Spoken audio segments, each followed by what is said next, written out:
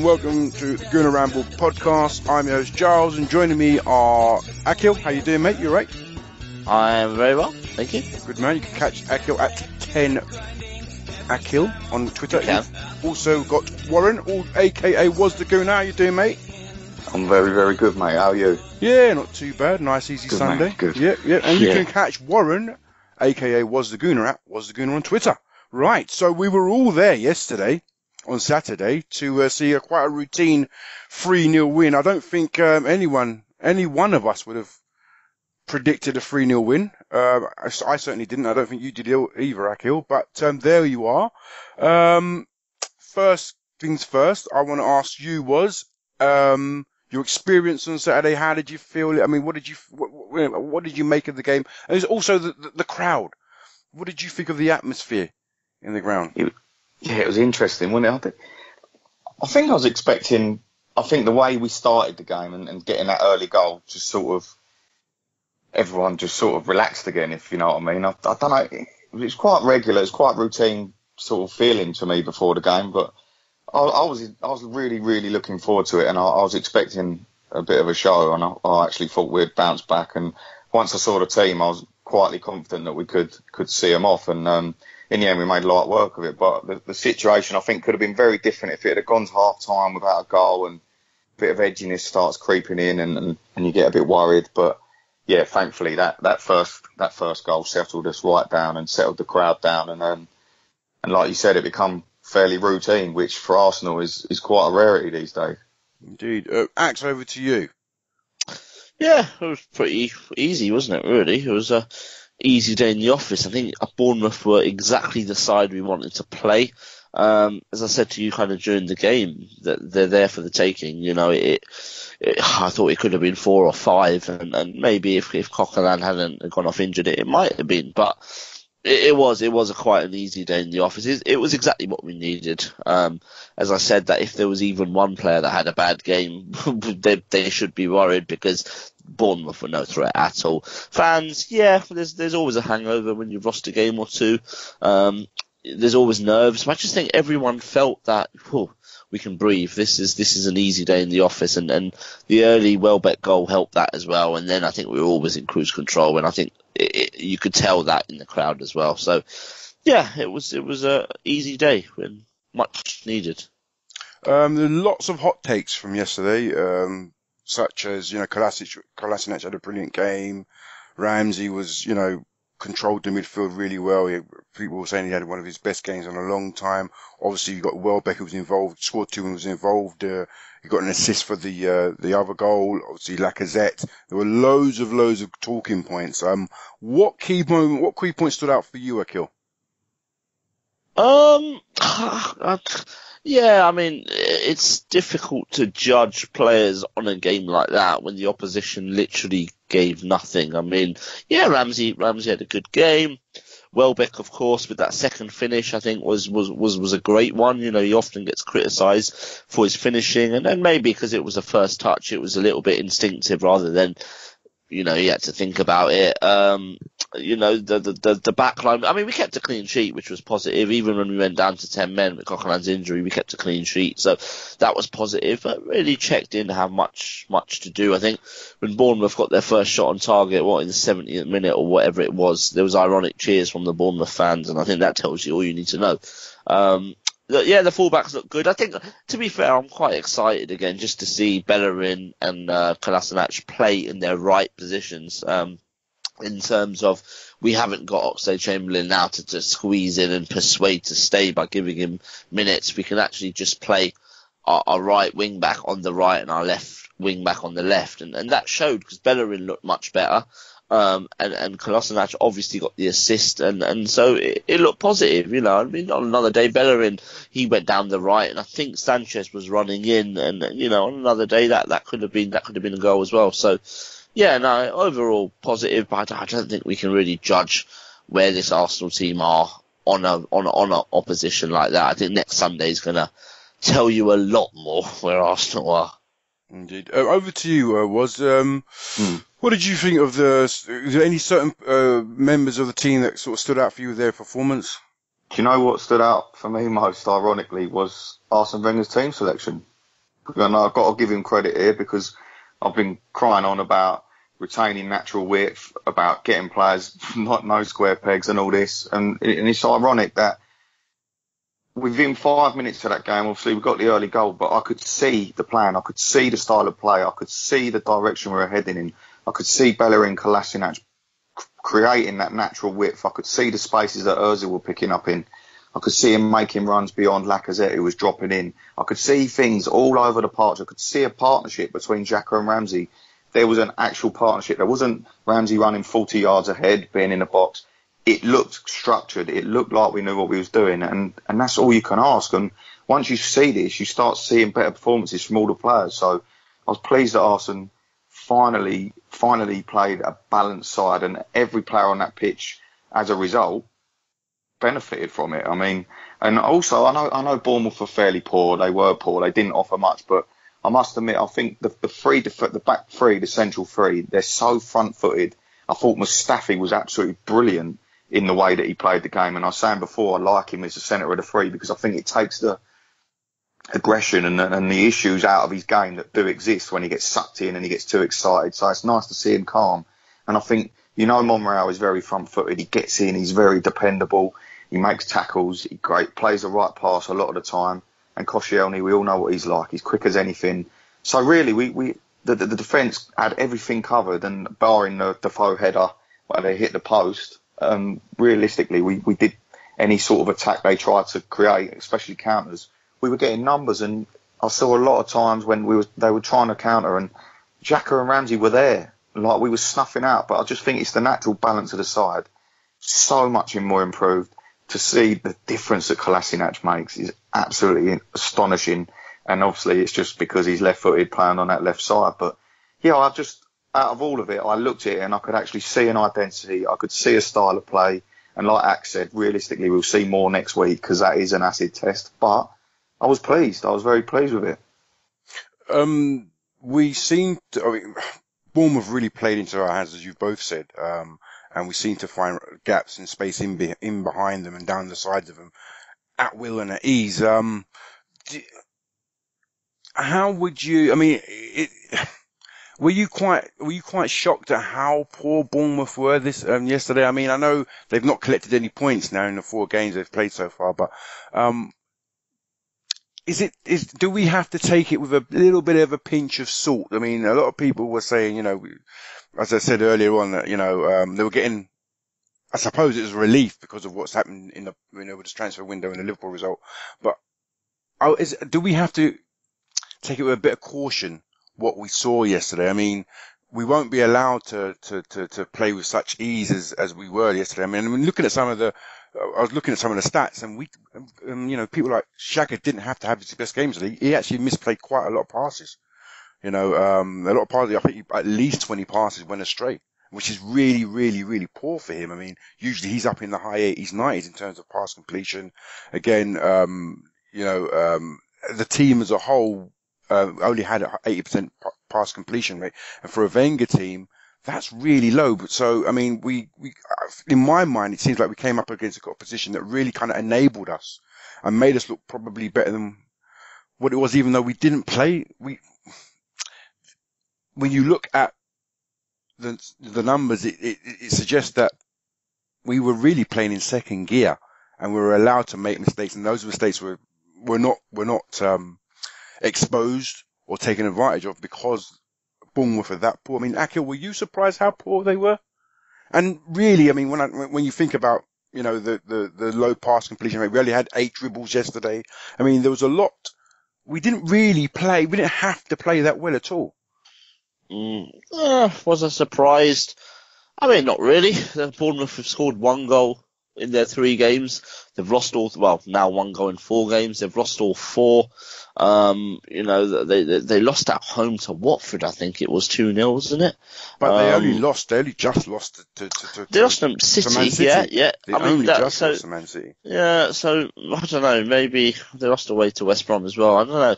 I thought they'll be a little bit better. I mean, I thought someone like when you've got Defoe in there, I think as a team you always want to give him that one chance. You just think give him one chance a game, and maybe 1 and 2 he'll score. But Yeah, I mean, I don't know how surprised I was. I was pleasantly surprised, I guess, and I was pleased because it just meant we didn't. I mean, yeah, we were never out of second gear, and I just think it was. This Arsenal team obviously was smashed for confidence. After Liverpool, it was totally, and when you haven't got confidence and when you're lacking confidence, you don't try that special pass often. You don't gamble on a ball. You sometimes play the easier pass. You sometimes, play backwards or sideways instead of forward because you just think you're going to lose it. Instead of shooting, you might pass. But because it was so easy and because we got the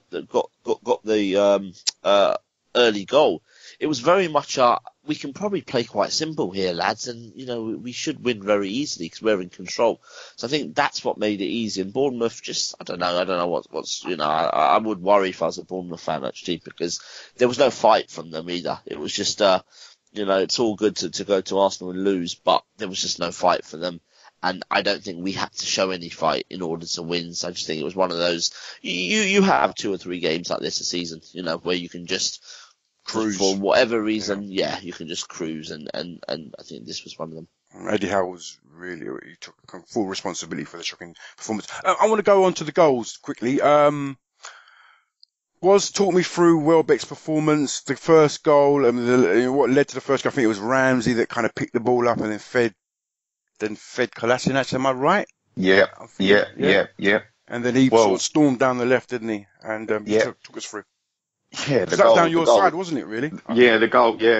I'm obviously at the North Bank end there. Is that wing? But I mean, it's a beautiful, beautiful goal to watch, and it's something I'm a purist of width. I don't shut up about it, but that is the ultimate way to break down. Lightly, mate. Yeah, exactly, mate.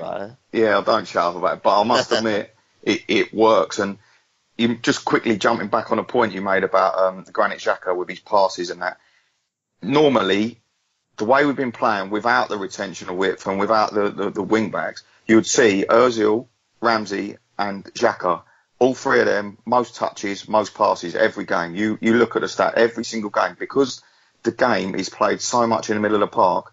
The difference was yesterday, when you look at it, Hector Bellerin and Said Kolasinac both made 50 passes in that game, and Mesut Ozil only made 57. So that to me indicates that we were utilising the width a lot better. We're giving, that's it. And what we were allowing is Mesut Ozil and Aaron Ramsey to pick up these holes, pick up these positions. And when you look at the first goal, that was the exact byproduct of that happening because Kolasinac was out there with a retention of width. Ramsey dropped into that pocket. Ramsey knows that he's gone. He plays him, lovely ball. Kolasinac is gone. All of a sudden, the 5 at the back from Bournemouth disappears. We're in behind. Lovely measured ball back, and Welbeck again scored one of them crazy goals where he don't have a clue how it's gone in, but somehow that's do you know what I mean? His shoulder this season, isn't it? Yeah, unbelievable, mate. But if he keeps getting lady luck like that, we're going to be in for a great season because when realistically, I would have looked at Welbeck and said, well, if he can give 10 to 12 goals, then that's great. But now that looks like a very small target. He scored one like that last year, didn't he, against United at home? Yeah, he scored some very strange goals. Actually, he's off his shoulder, unorthodox. Totally off his shoulder. Yeah. But we all say it, and you say it all the time, mate. It's all about his end product, and it's similar to Ox, but Welbeck offers so much, and I mean his performance all round, and he's done it. I've noticed it probably 3 games this season where he catches the keeper cold, where the pass back gets played, and Welbeck's on him. Because he's so quick across, and he's done it, and the pressing on the keeper, he done it, didn't he? And we was unlucky not to score. I can't remember what happened, but basically he catches the keeper's cold. He's done it to a few of them, but we know physically he's an absolute machine, but he needs to give the goals. And as an all-round performance from Welbs, I mean the first goal was a fantastic move, and he got a bit lucky, but he did finish it off. But his second finish was great, and I'm sure we're going to talk about that. But and then also he's unlucky not to get his hat trick. Personally, I thought he should have squared it to Aaron for a tap in, but that on a hat trick you've got to shoot, haven't you? But it was from Welbs. I was very was that little chip. The little chip. It was very unlucky. I don't blame him for. I don't blame him at all. No, I don't blame him, especially at 3-0 up or whatever. But at 0-0 maybe. Well, yeah, definitely he'd have squared it for a tap in, but mate, he had a very, very good game, and he had the end product to go with it. So to see him in the 2 behind, because I personally despite his performances, we've seen on the odd occasion the Galatasaray hat-trick, and then he had the cup final. I thought he was absolutely fantastic and playing as the lone centre forward. But for me, I don't know if he ever will be that guy, but he is that guy, but in a certain way. It takes the pressure off him, doesn't it, if he's playing behind? Especially if you're playing behind a striker like Lacazette, who should score goals given the chance. With Giroud, it was different. Giroud was as much a provider in the sense of he would provide for moves, for team moves. Whereas with Lacazette, you just expect him to be that finisher, that clinical finisher. So potentially it puts pressure on Welbeck. And as you said, it's kind of, every kind of goal you feel Welbeck scores is a bit of a bonus. I mean, it's you're right. I mean, I think he can score 15 this season, and without really stretching himself, and I think that would be such a bonus because we don't really expect that from him. We expect sort of 7 to 10 from him, and we should expect more. But that's just the sort of player he is. But hopefully, The second goal, it's key, isn't it? Yeah. Go on, sorry, it's just saying it's key, isn't it, for people like Welbeck, people like Walcott. They're gonna have to contribute double figures, all of them, really. So have to share the goals. His second goal was a fine finish, wasn't it, Axe? I mean, it was good setup again from Aaron Ramsey. The lovely weighted pass, didn't have to break his stride.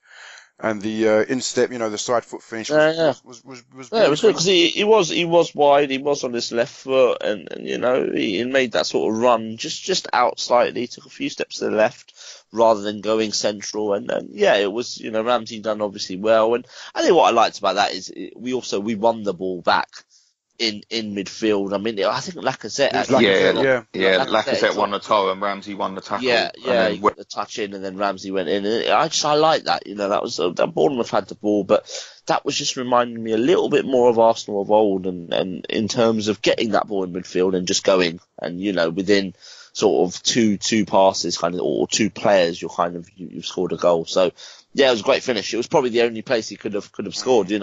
A bit to the left, and it was saved. A bit to the right, and it was wide. So it was exactly where it would have given the goalkeeper more. Well, it would have been even wider then. Yeah. Then it would have been probably similar to Giroud's chance when he was very, very wide. It would have been a similar sort of thing. So no, it was a good finish. The second goal, the lovely combination between him and Lacazette, Akhil, we were directly behind that. From our position, and again it was Ramsey that got the ball and fed it to them. And I mean, even though I talked about the lack of dribbling and whatnot, the one-touch passing for that goal was absolutely beautiful. And the thing is about that goal for me, because I could see it, is his shot preparation. Lacazette's shot preparation it's what you want to see in a class striker. It's what you expect in a class striker. The whole thing was textbook, And the thing is, I think he only had 2 efforts on goal. I think he had 2 shots on goal. The other one was the one with the ball burst when Welbeck chased it down and, it ricocheted off of Begovic, and I think the ball burst, doesn't it? I think that might have been his only other effort.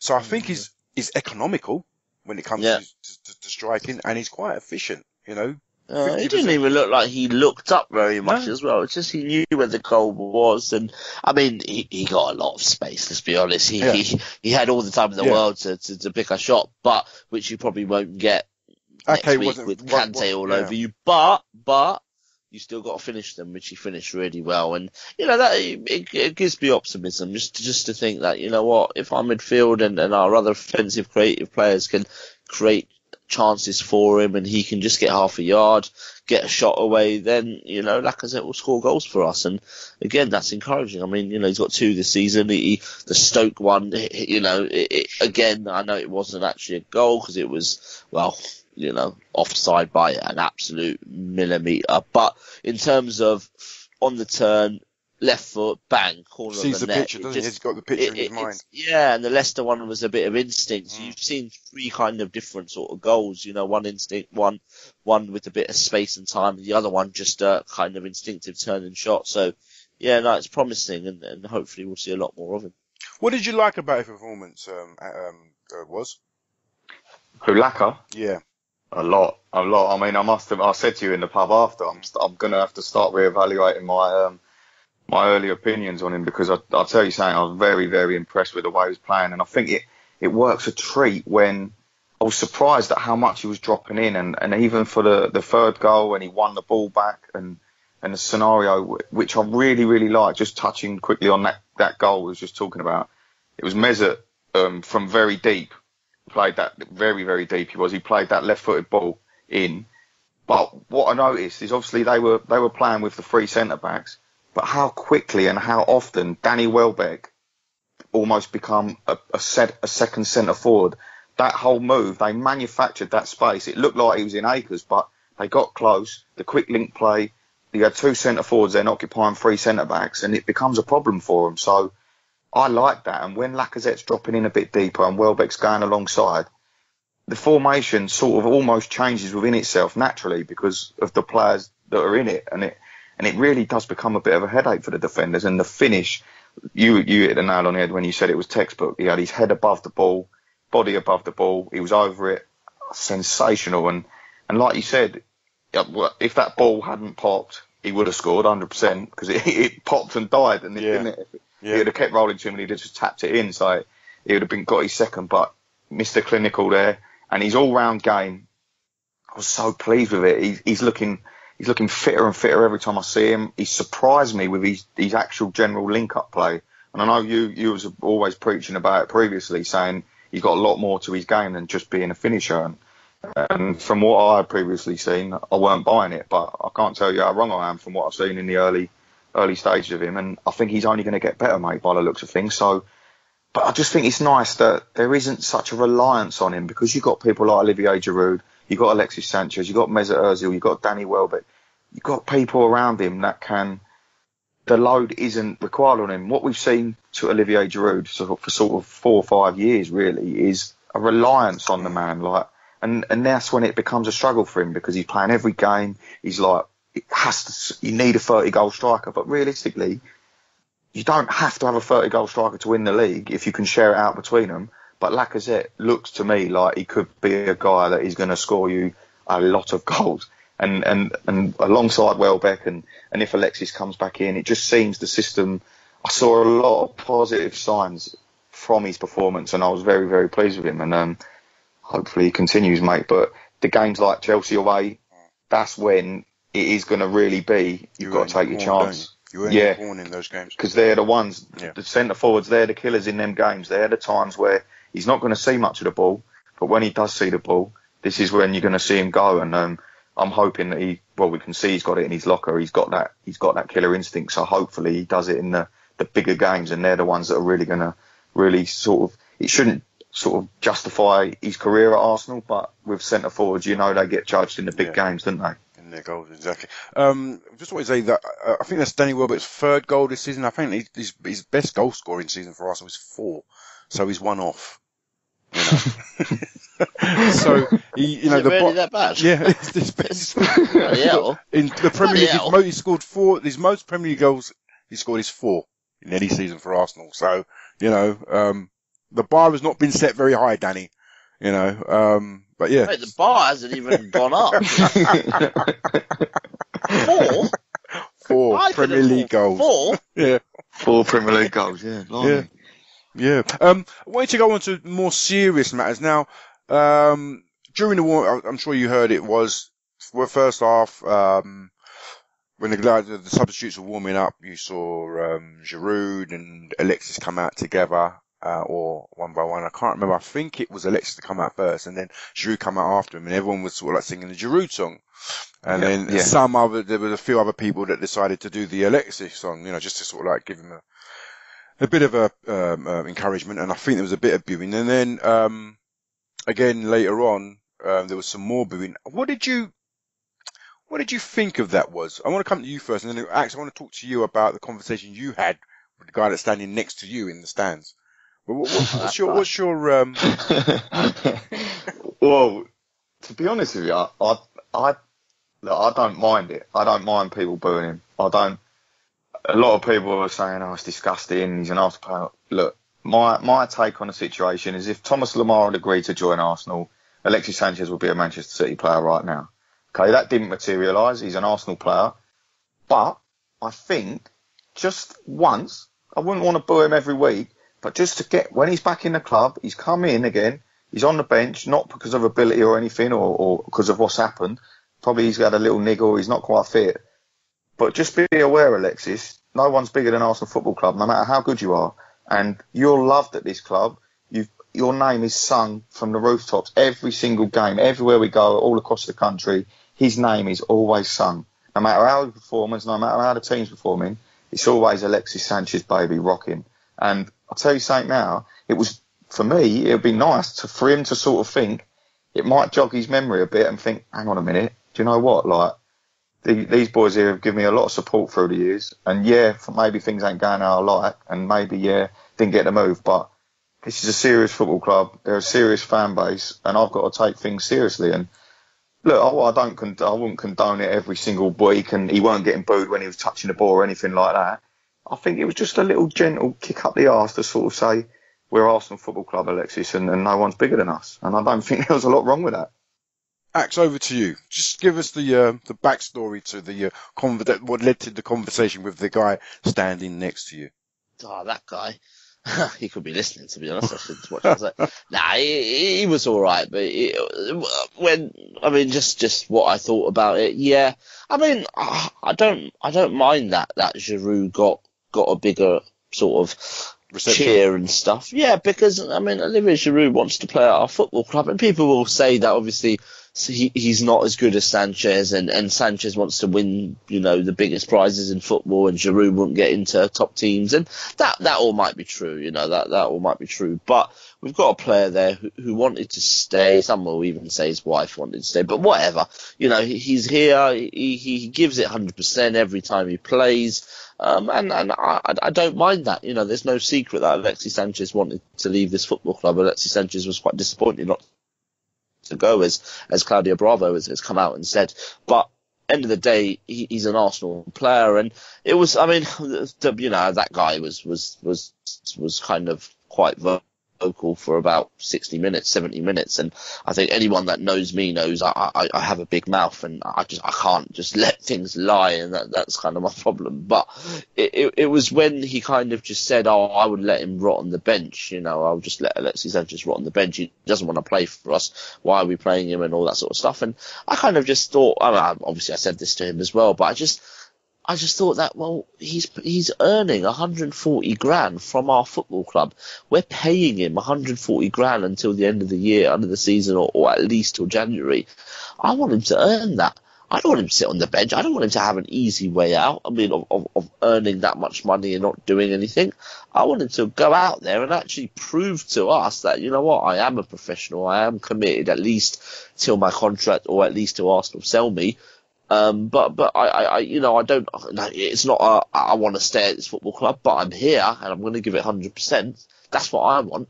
And that was kind of just what I was explaining to the guy. And to be fair to him, he was all right. He wasn't a bad bloke at all. So he kind of understood my point, and he actually apologised for booing him in the end. Which, again, I think people are entitled to do what they want. They paid their money. If they want to boo, they boo. If they don't want to boo, they don't have to boo. But I mean, I won't be personally. I won't be going overexcited about Alexis Sanchez.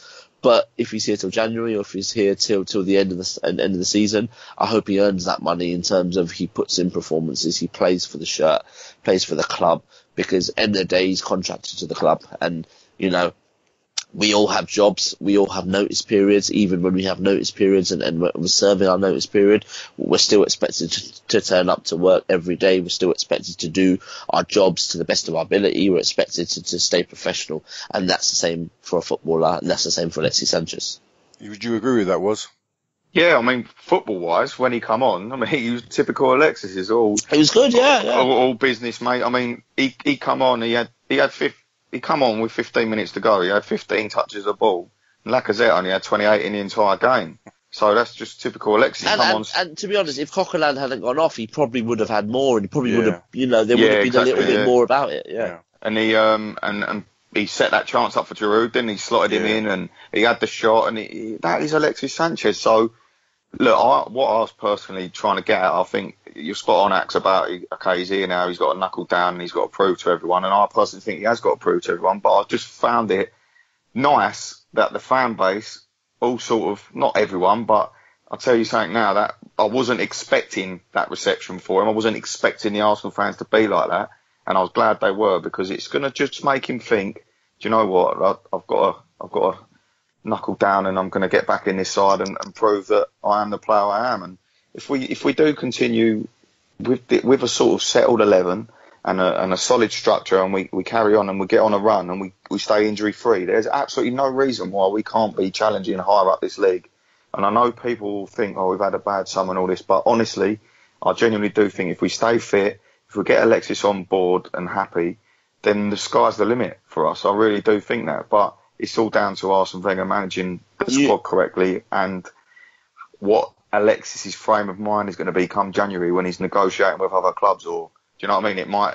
Things might change, but his performance when he come on was fine. It was Alexis all over. So let's hope he goes to Stamford Bridge and he gets a goal, and he won't be getting booed, will he? So, indeed. You just to come in there. I mean, you just said, we can go up the league. I'll point you to a conversation you had with me yesterday in the pub after the game about, well, this was about 4 or 5 pints in, to be fair, after the game. But it was, if we stick to this 11, and I think you said Sanchez comes back in for Welbeck, then we can win the league. Do you still believe that now? Yeah. Yeah. No, it's a good thing. I'm not the reason. Yeah, no. The reason being, but the thing is, Axe, I've seen too many occasions where I don't trust Arsene Wenger to continue with this or to utilise the squad correctly. Like, I think it's huge that Kolasinac stays fit, because I'd severely worry. I mean, Monreal can play left wing back, and I don't see that as an issue, because you could put Holding in, you could put Chambers in, you could put Purr in. So I think we're okay there. Hector Bellerin, again, you'd be taking a gamble if he got injured. I think the main thing for me is keeping this team fit. I mean, if Leicester City can keep their squad fit, and that's why they won the title, because they kept everyone fit. They played Leicester fewer games, though. Weren't in Europe, though, were they? Yeah, they weren't in Europe, no. But let's be honest, we're looking at the Europa League. We're not going to be playing that. Yeah, it's going to be a different team. So if you can keep your main men fit, and they have to stay fit, then I do genuinely believe with the strongest team, I think we have got a chance. And I think there is cover in areas. You've got people like Theo can come in. You've got people like in the squad like Iwobi. You've got people in the squad like Danny Welbeck. There's Giroud. Do you know what I mean? We have got options, but we know we're light in the middle of the park. I think we're all right at centre back, even though I would have liked another. And I think the wing backs are a risk, but that's all I mean. If we stay fit, I do think we can challenge. I don't see why not. Okay, I think it's a good time to wrap it up here. Good 3-0 victory. That's all we can ask for, really. Cherries Picked. We've got to look forward to what's coming up this week, which is the Cologne game in the Europa League, and also the Chelsea game at the weekend. We may do a preview of the Cologne game and the Chelsea game. If not, then we're going to have to catch you on the other side of the Stamford Bridge encounter. I want to thank both my amigos for coming on tonight. Warren, thank you very much, sir. Top man, thank you very much for having me, G. And also Akhil. The pleasure was all mine. You wish. I want to take this chance to thank you all for listening, and catch us on all the platforms: YouTube, iTunes, SoundCloud, all the Android apps. And that's pretty much it. I've been your host, Giles. This has been a Gooner Ramble podcast. Thank you, and up your Arsenal. Up the Arsenal.